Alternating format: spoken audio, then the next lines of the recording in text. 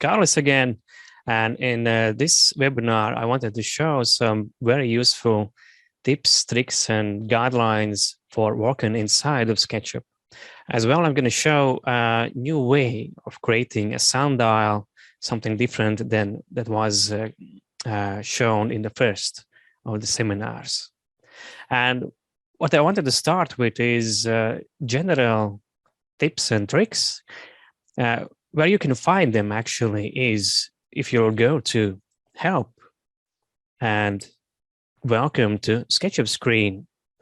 There you'll see there's a section called Learn, and you'll see a link that guides you to SketchUp Forum, SketchUp Campus, and SketchUp Videos.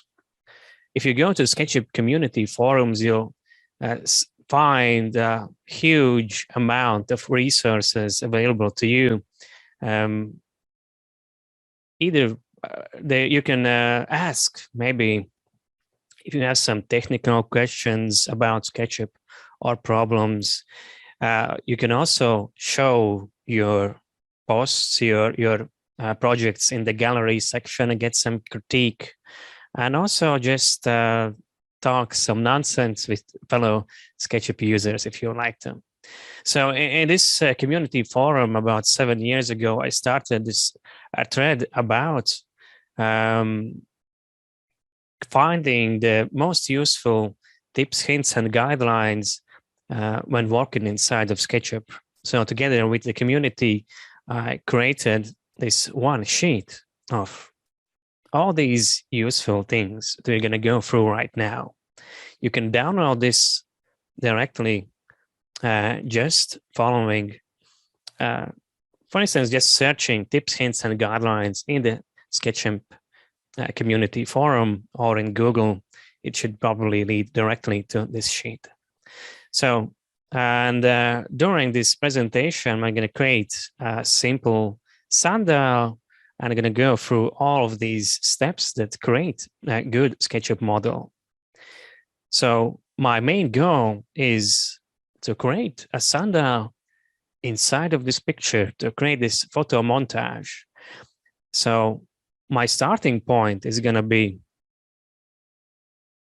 I'm going to go into SketchUp, and as showed previously, I'm going to start with geolocation to position it correctly. So from model info, geolocation, I'll add location. And this is going to be located in one small park, not too far from my home. And I know it's at the intersection of these two paths. So I'm going to select it, import it inside of my SketchUp model. And basically now I'm just gonna turn it off. So in tags, I'm gonna turn it off. So the main thing I needed was the position and the direction of the north direction. All right, the next step, if I wanted to add this image inside of SketchUp, I simply need to use the option of File, Import,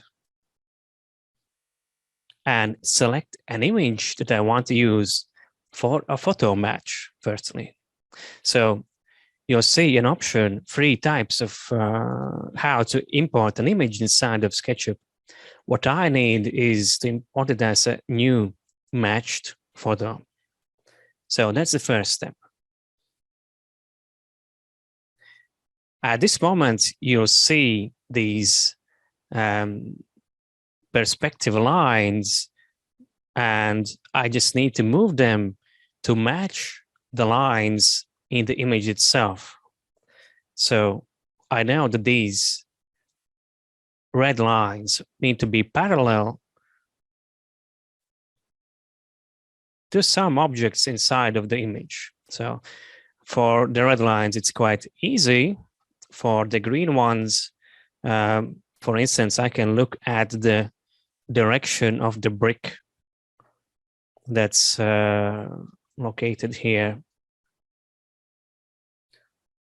So if I start somewhere here, I won't be exactly precise, but I'm gonna do my best here.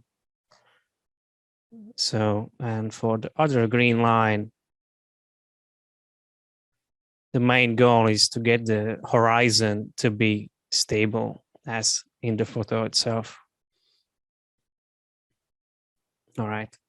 If you want to get this perfectly, you could just use some, I don't know, flags on site, draw a perfect square, and then you'll have these points to attach to using this photo match. But as I have a circle, it's a bit more difficult.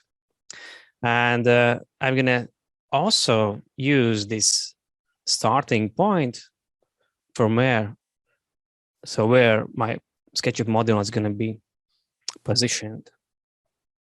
So the perspective about matches, and I'm just gonna save it with done.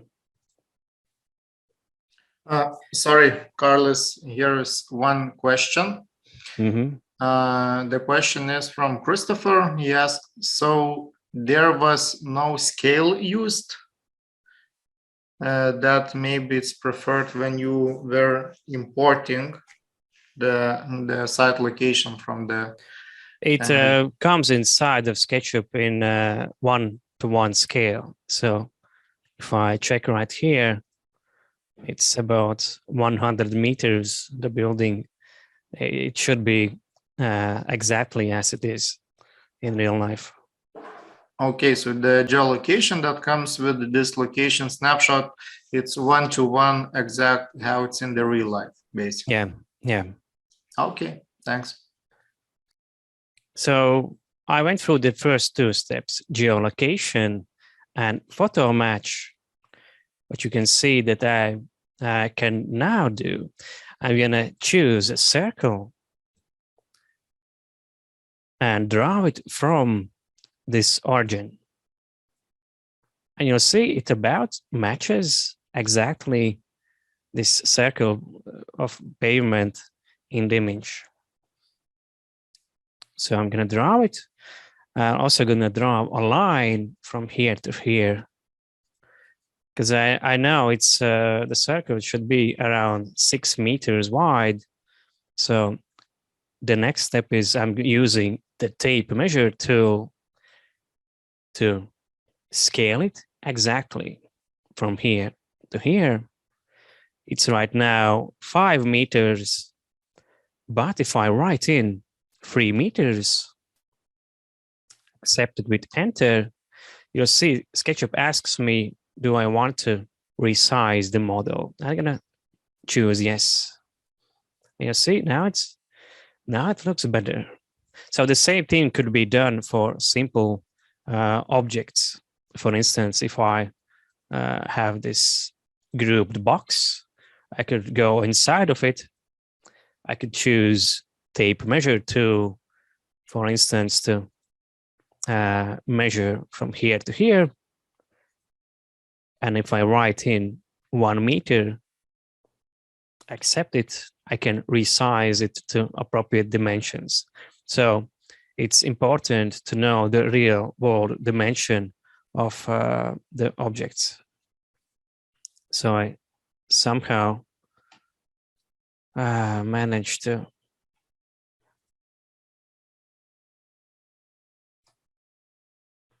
let me go back a few steps.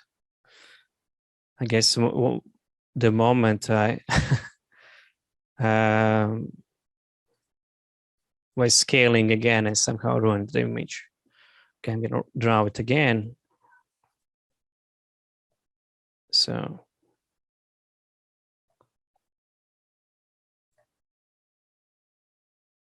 draw a line, tape measure, 3 meters. Okay, now it looks okay.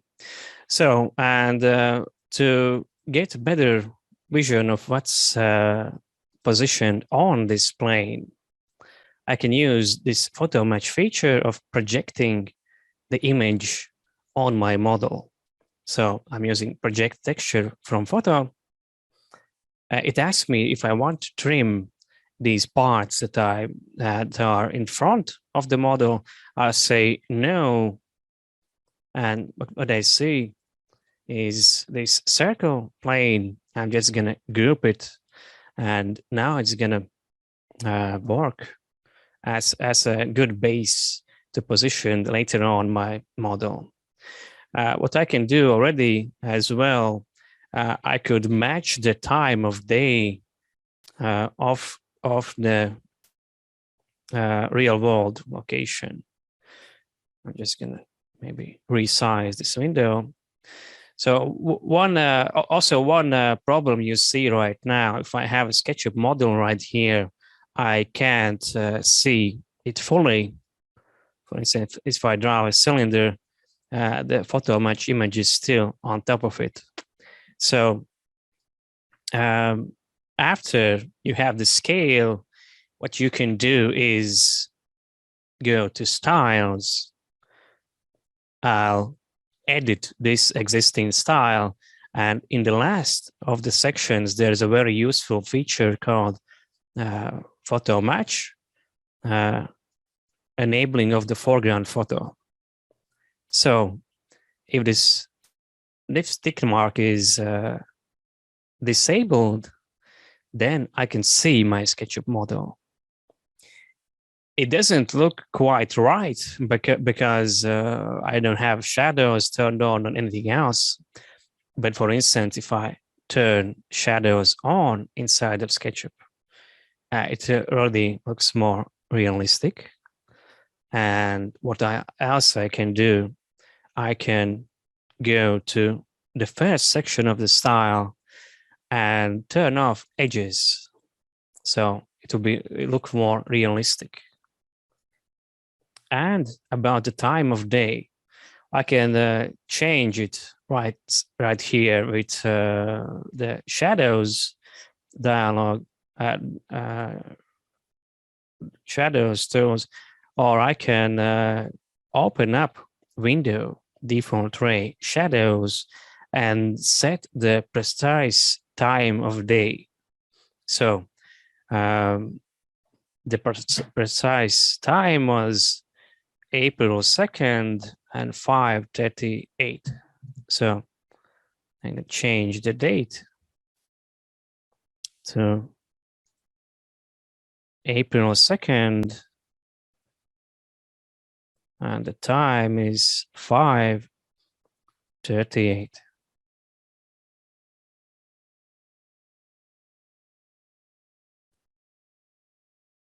All right.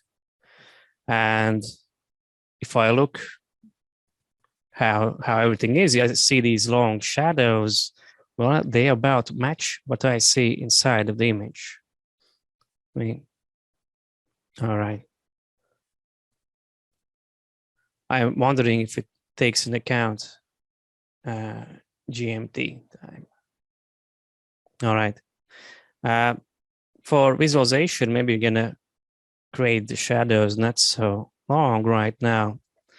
And what you can see, so here's my model, and I can go back to this view in any time to prepare it for visualization.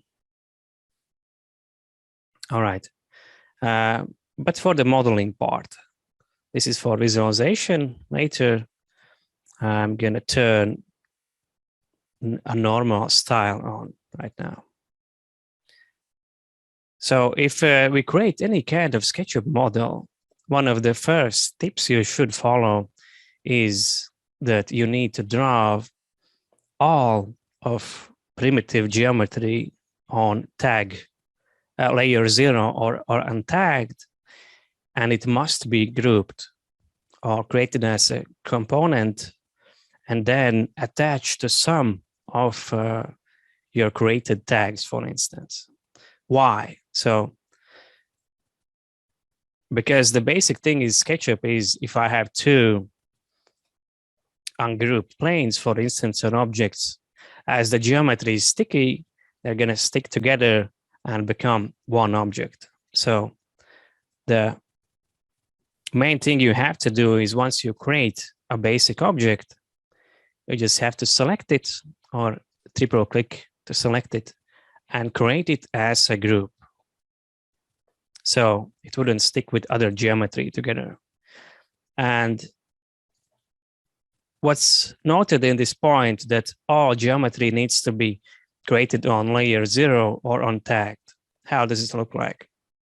So if I have a tag called, for instance, box, then it's essential that this object is put on some specific tag as an object, not as geometry. Why? For instance, if I do it correctly, put it on this box tag, I can easily turn it on and off. But for instance, if I simply drew some loose geometry, selected it and put it on this box, it kind of works. But the problem is, if I have this object turned off and I would draw some new geometry here, it's gonna collide with the geometry that is hidden. You get these conflicts. So that's the kind of the first rule. Always draw everything on tagged tag, and only once it's grouped, you can assign it to some specific tag. Also, another thing is, if, for instance, if I had some parts of the geometry on a tag, and if I were to copy it and put it inside of a different object, then it still retains this tag. And when turning on and off some objects, it still would turn off. So that's kind of one thing you have to take in account. Usually it's quite a lot of work to try to fix these issues. So try to take this in account.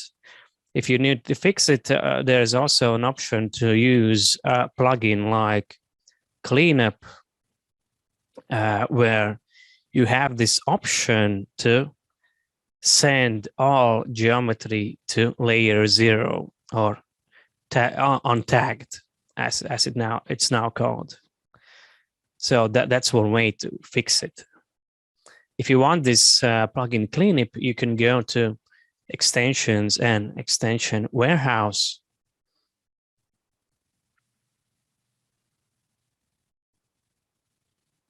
And from the top extensions, you'll see Cleanup plugin. So first you'll have to install this one, ttlib, and then Cleanup. This works as kind of a library plugin that enables the functions of others made from the plugin developer TomTom. So it has a lot of other options, but I'll leave it at that for now. So yeah.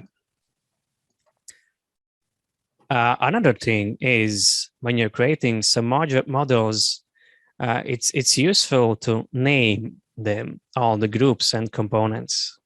So for instance, if I drew a simple box right now, and I looked inside of, for instance, in dialog called outliner, I can see these objects, group 1, group 2, but I can't understand what exactly is it. So, but if I were to name it using outliner, or maybe using entity info, maybe I can name this box, simple like that. And now in Outliner, I can actually find it more simply. And for instance, if I created even some text, I could press on this object, and it's going to show the name of this object. It already should do that with components, as we can't create a component without naming it. So that's a very useful feature. Also, if you're later creating some draftings inside of layout, it's great to show some sections and the name of all the components like this. And also, when sending the SketchUp model to other programs, it's a lot easier to find your needed geometry by just searching or looking at this outliner type of structure. Okay. Another tip when working with materials. So quite an I'll just draw maybe the two tabs as boxes. So a big problem with when working with materials is if I choose a texture, any kind of texture, for example, I'm gonna group this one.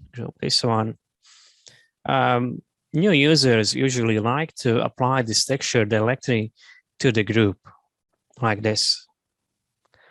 But that is gonna cause a few problems. So for this one, I'm gonna do it correctly. I'm gonna go inside of the object and use, for instance, Control or Shift to color out these faces.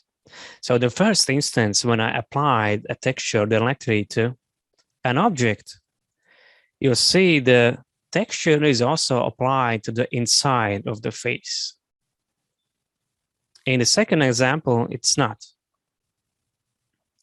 So it already would allow you to avoid some conflicts in material calculations. It's not going to show two times.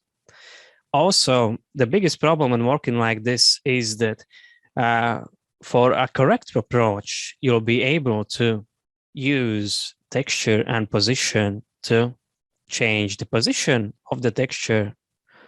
But in this case, you won't see this option. So it's impossible to change the direction.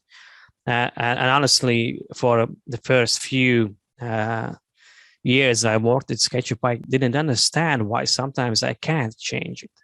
So I would have to explode the group, and only then I could change the position of this texture. So that's also a very useful tip. So only apply textures and colors to faces, not the whole groups. And another thing is when working inside of with some, for instance, CAD data or with 3D warehouse models, it's very useful to open them up in a new SketchUp file. Why? Because there are many kinds of problems that can come with a 3D warehouse model. For instance, I'm going to open a new file.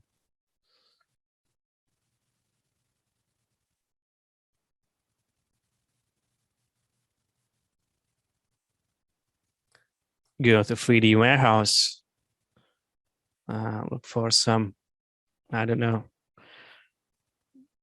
simple object, and maybe I choose it from the model section that is user created, and so sometimes it might not be in the best quality.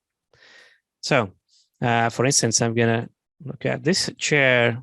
It's 14 megabytes and download it. So there are a few problems that can come with a 3D warehouse model.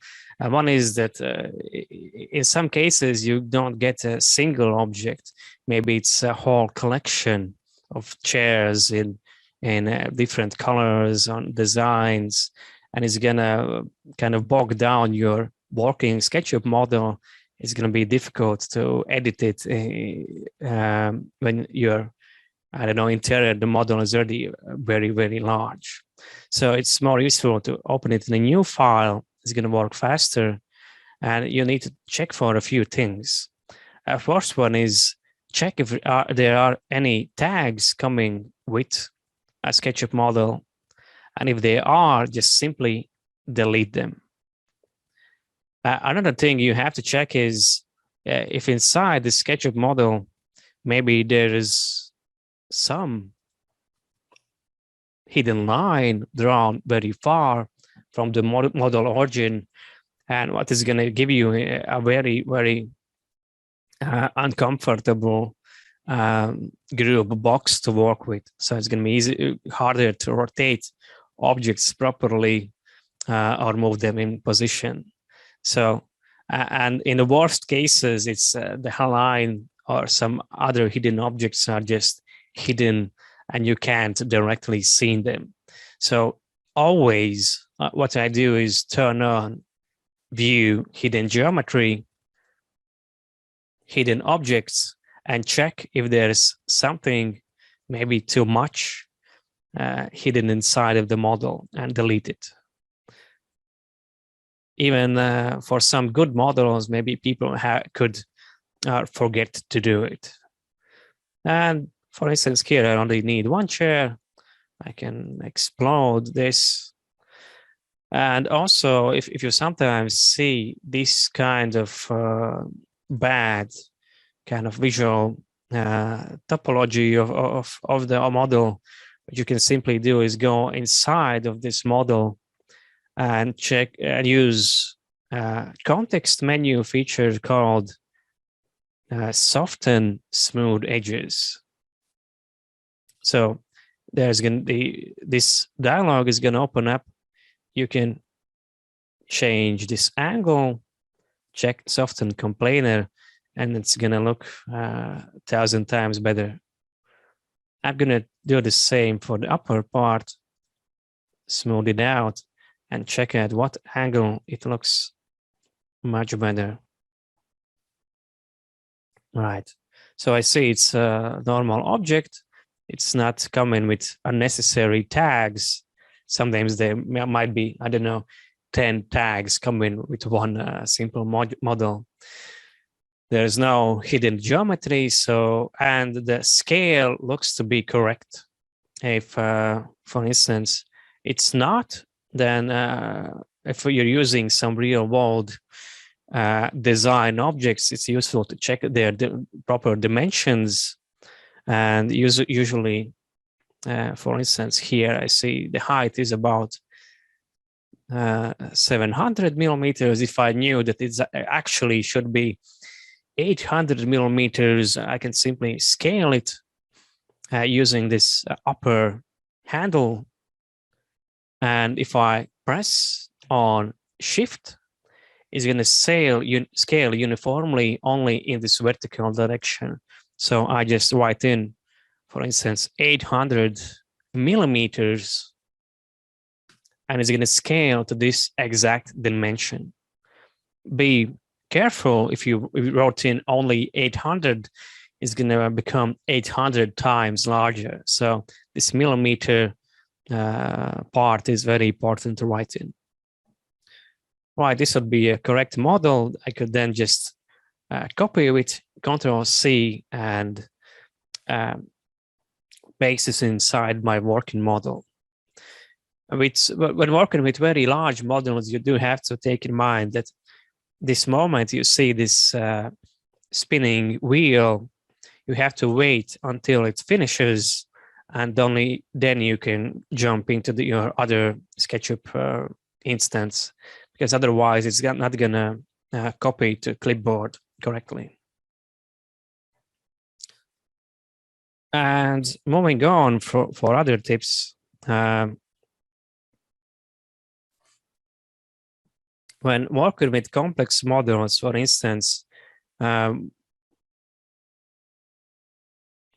can create a part of your model as a component and open it up on with a different SketchUp instance. For instance, if you're working on a few different styles of your sundial you'd like to create, this is this is going to be the first variant. I can simply create it as a component called, for instance, sundial number 1, and it's going to be replace this one here. So what I can do is I can use a context command called save as. So I can save it down to my computer as sundial 1 SketchUp model. And I'm going to open it up with the other SketchUp instance.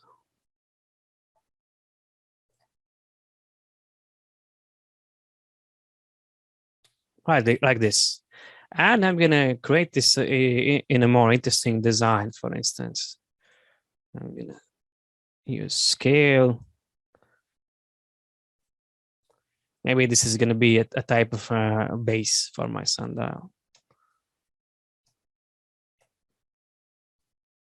All right, something like this. And simply if I save this model, I can jump back in my working model and use another SketchUp context menu option called reload. So first I use save as, and now reload. And choose open. And now you can see this variant of the sundial. And I'm going to create another one. Maybe the other one is just going to be in another color. So like this. I'm going to use save as this time to save it as sundial number 2. And what I can simply do is in my working model, I can use reload again, but this time I'm going to choose a different model. So it simply replaces the existing one. So it's a great way how to create many separate parts for your SketchUp model and edit them individually. That same can be applied, for instance, if you're working on larger architectural projects, you can divide the house sections in many component parts and reference them in this way to manage them more easily, dividing the work, for instance, with different kind of colleagues as well. So, and the next point is where I wanted to start to model my sundial. So keep it simple. Is when we are working with different kind of arcs or circles, you'll notice that there's an option to change the amount of segments that are going to be used. For instance, by default, it's going to be, for me, 64 segments. If I zoom in close enough, I could actually see this segment. The segment can be changed in any time, for instance, using entity info dialog. It can also be set once you choose the circle tool. For instance, once I choose it, I see there's 64 sides set right here. If I write in, for instance, 8, you'll see a circle with 8 sides. A general tip would be to always choose the sides that divide by 4 and draw your circles adjacent to one of the drawing axes. So it's going to be easier to combine different kinds of circles later together as one object. So I'm going to move the Mirage. And here I wanted to draw my sundial design. So what I'm going to start with is with a circle. I draw 64 sides in any kind of size, actually. And here, what I wanted to do is create a perfectly symmetrical model. So from here, I'm going to draw this kind of flag.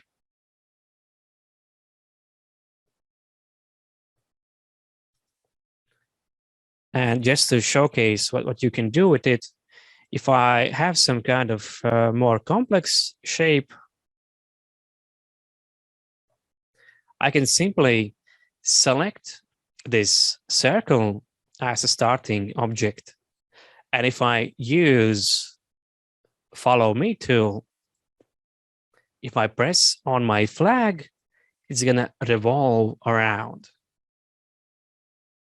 Okay. And what I wanted to draw is this kind of classical base. So what I'm going to do is use this line. I'm going to start to move it. Press Control to make a copy and position it here. And in that moment, I'm going to write /free.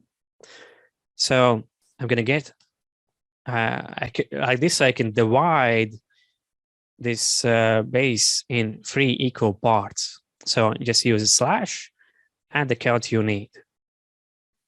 After that, I'm simply going to draw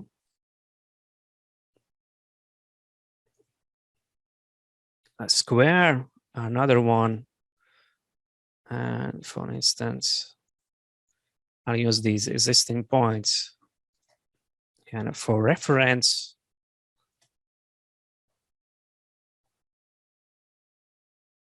Okay. And I'm going to use the arc tool, which also, where you also can choose how many sides are going to have. And here I'm going to draw, so first arc. So I should divide in half.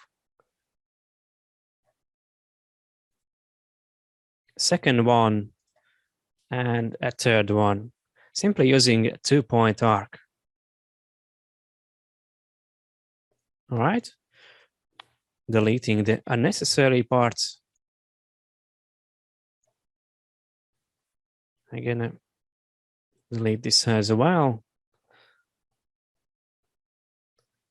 And bring this line a bit closer.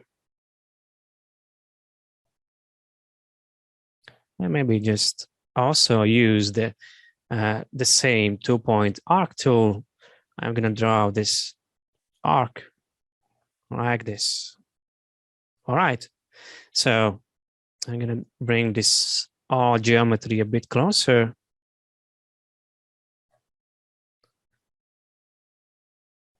Maybe a bit lower as well. And now I'm going to do the same thing as before. With select, I'm selecting this circle using this Follow Me tool and pressing on this base. Voila. And the thing is that you have to check how many segments are in this circle. For instance, if there were only, for instance, 6 segments, then I would get something like this. Or if I had here not a circle but a polygon, I'll use the polygon tool with 6 sides. Then the end result is going to be with these square edges.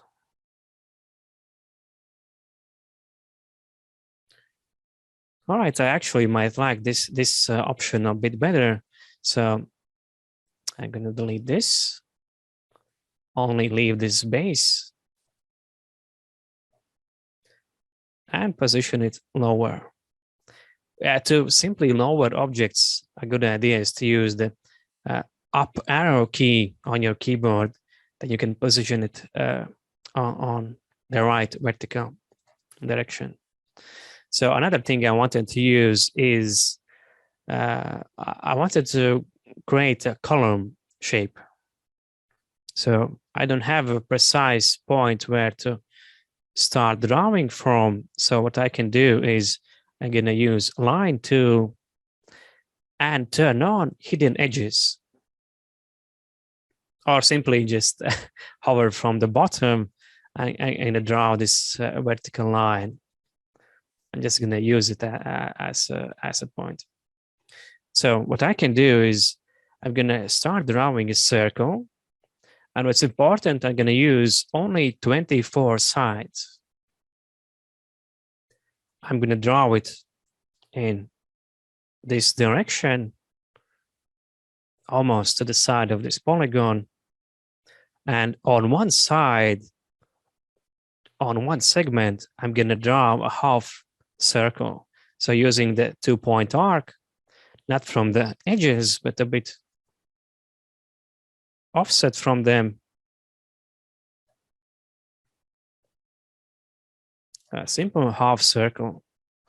And the next thing I can do is I'm going to select it, use the rotate tool, and start rotating it from this circle. So this is the center point. This is the starting point, the start of the segment.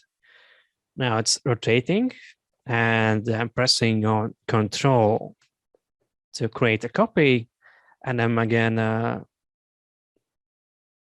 attach it to the next segment. And right now, if I write in 23x, it's going to continue to create this copy on forward. I can change the count if I want, I know, 14x and so on. But for the full circle, all I need is 23x. And so another tip is how to delete now these unnecessary parts. What I usually do is just triple click to select the full shape. And if I use Shift, I can double click on the inside face and its lines, and then use delete to delete necessary ones. All right. And what am I going to get out of this if I use, maybe I'm going to delete this line for a moment. If I use push-pull and pull it up, what I get is the kind of classical column, right? So this is going to be a pretty base for my son now.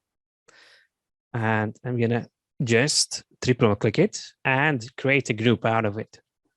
So I have one group, second group, and for the next one, I'm just going to draw the line again. I just create this very simple base.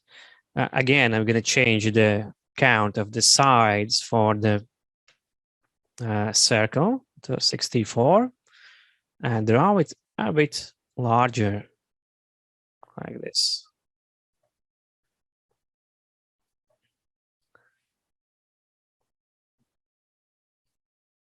And now I'm going to use push-pull to add some depth. And what I can do is I can symmetrically change the radius simply using the scale tool. If I start scaling and press on Control, you see it's going to scale equally to all sides. I'm just going to create it a bit larger.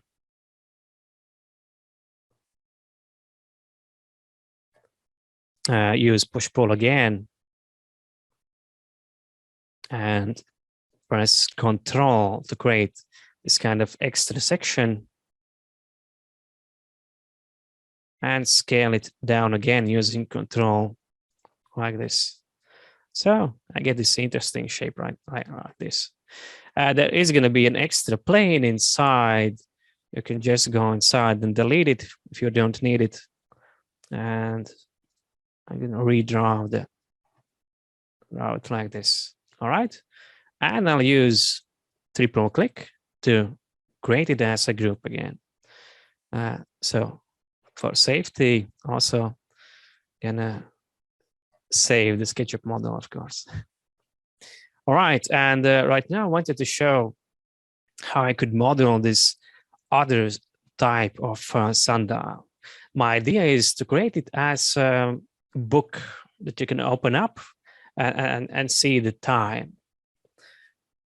So what I need to take into account, what is the direction of north? So what I'm going to draw first, okay, is a simple rectangle. I'm going to use push-pull to add some depth. Use offset to create this inner shape. And I'm going to move this slide to the side. And push-pull to move up a bit. So this is the kind of one half of the book. I'm going to create a group out of it. Copy it to the side. And just rotate it around. Add this here and gonna rotate it. I can join these parts later, but the main idea is I need to have it as this kind of open book. And remember how we created the sundial before. What was important looking at geolocation, what is the latitude of the sundial? So then we drew this all right, we drew this gnomon with an angle equal to the latitude. So it was 54 degrees like this. And if I wanted to, I could create this kind of small sundial on top, but that would only work for this horizontal design. I actually want this sundial to be at an angle. So what I have to do is check what is going to be the opposite angle. So it's going to be from 90 degrees, it's going to be 34, or if I choose 57, so 33 degrees. So in this instance, I'll need to rotate this the opposite direction. So simply, for instance, from here, I'm going to rotate it to this direction by 33 degrees, like this. All right. And in this instance, I will need to draw the gnomon here, perpendicular to this face. So I'm going to go inside. I'm going to group this part of the model for a moment and draw the gnomon itself like this. All right. And what you will see, you don't have to look at this face only on the page, what angle it's showing at. So at this moment, I should turn on the shadows dialog to see, to set some proper date. For instance, I'm going to use June 14th. I'm going to start with 12 o'clock. All right. So from here, I have to draw one line. I'm going to go inside, and I would like to just draw it in the middle for the shadows. So it's difficult to get this snap on. So what I can do is, if I press the letter K, it's going to turn on this back edges style, and I can snap to the middle of the circle. Okay, I'm going to turn this off. All right. So it's difficult to find it. Okay, finally center. Pressing K again, and I'm gonna draw. So this line that represents 12 o'clock. And what's interesting in this type of sundial design, the hour marks are gonna be precise at 15 degrees. You don't have to analyze it hour by hour. You can simply use this line, use the rotate tool,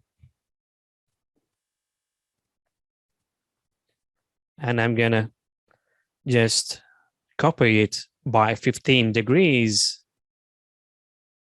And let's say I'm gonna press 12x or 34x.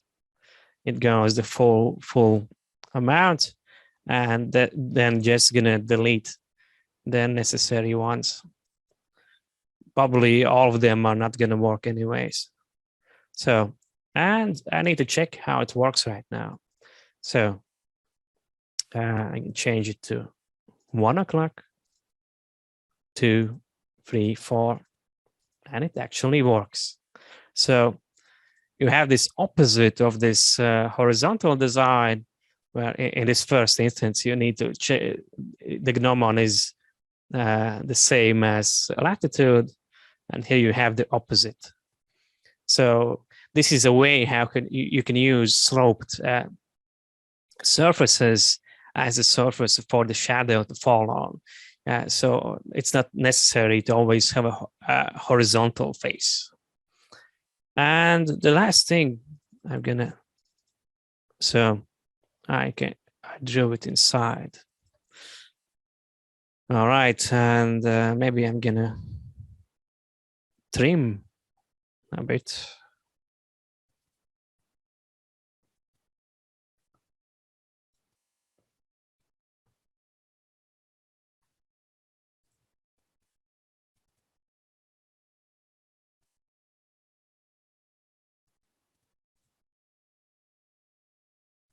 So the lines are not too long.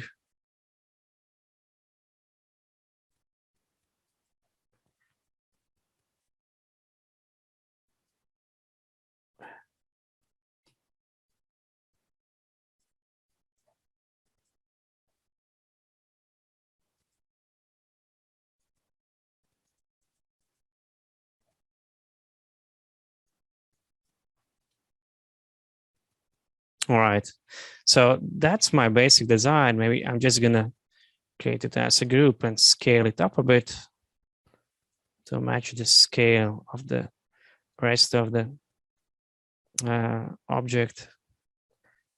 I could maybe create this part a bit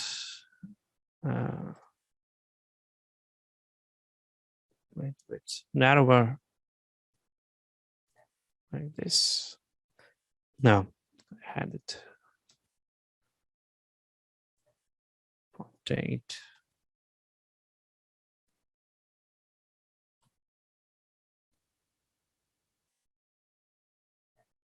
All right. Seems to look okay. I'm gonna create it as a component.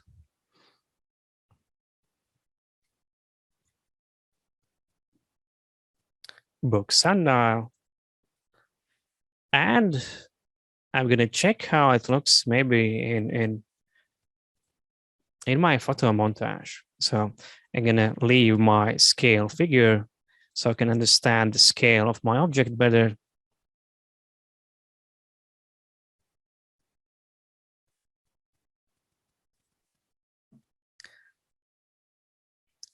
So I'm also gonna go again to styles, edit the style where I'll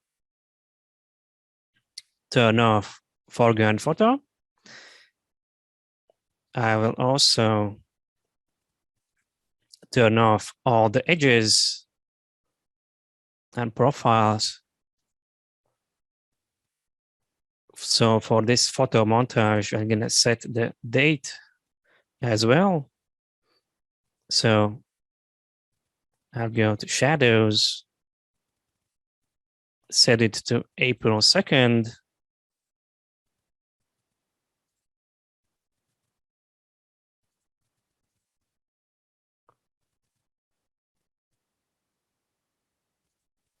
All right, about like this.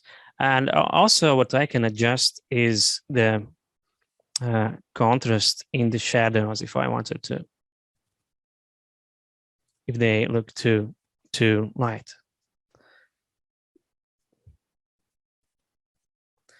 And right now you can see it kind of blends together too much. It's because I don't have any materials applied. And also very important part is you'll see that the shadows look quite okay here where I had this projected image, but over here they look very bad. So if they would extend a bit further, it would be important to, for instance, draw the base a little bigger. I'm just going to apply this texture here. And if I check,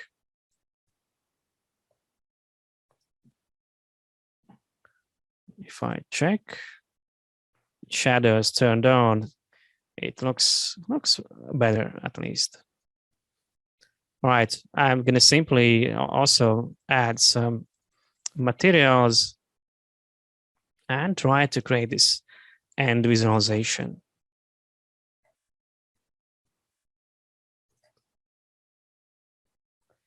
I'm going to turn on hidden geometry for a moment.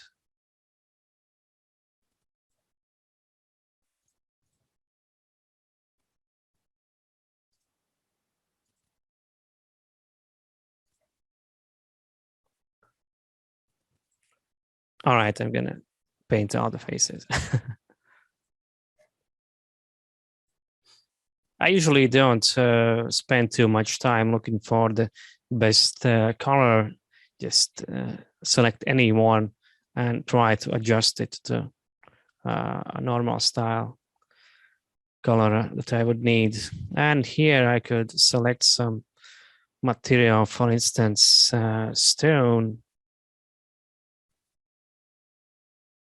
And I'll go inside of the model and add, for instance, this marble texture.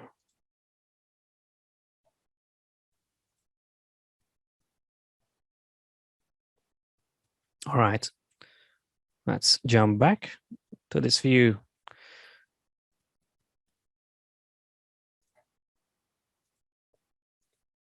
Save it. And I can create it as an image. So export to the graphic as an image. I could just match the view size, for instance. Okay.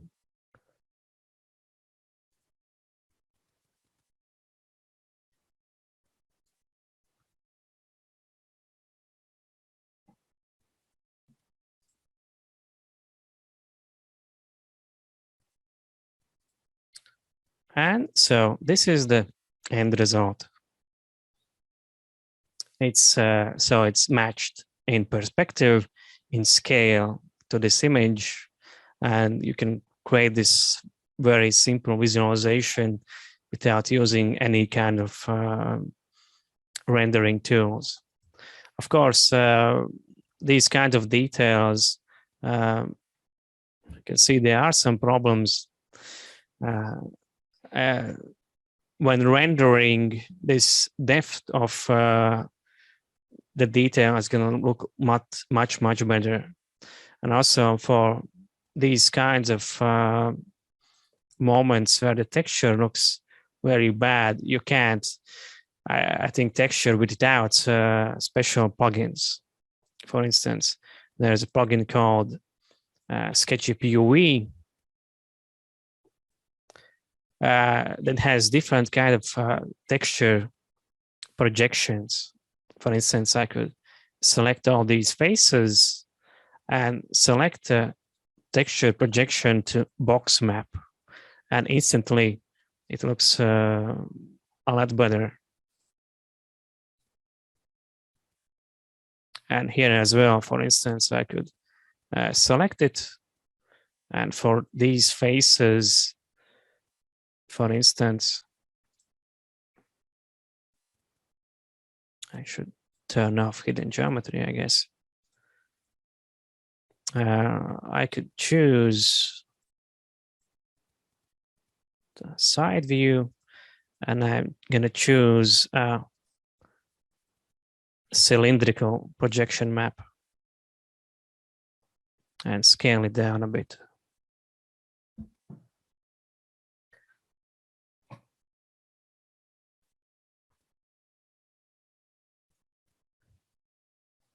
All right, already looks a lot better. But for these kinds of extra tips about textures, I'm definitely going to show a bit more in V-Ray seminar. And if you wanted to create a bit more complex shapes, that's going to be shown in the next of the seminars in the series. So maybe you have some extra questions about all these shown modeling tips.